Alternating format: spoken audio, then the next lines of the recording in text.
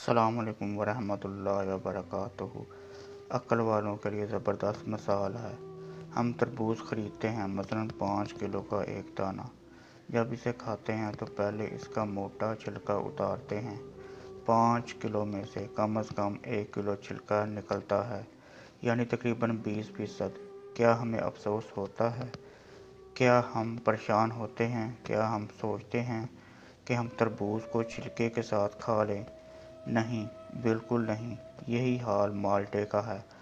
ہم خوشی سے چھلکا اتار کر کھاتے ہیں، حالانکہ ہم نے چھلکے سمیت خریدا ہوتا ہے، مگر چھلکا پھینکتے وقت تکلیف نہیں ہوتی۔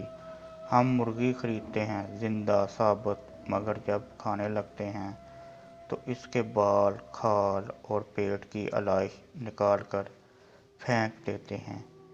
کیا اس پر دکھ ہوتا ہے؟ نہیں۔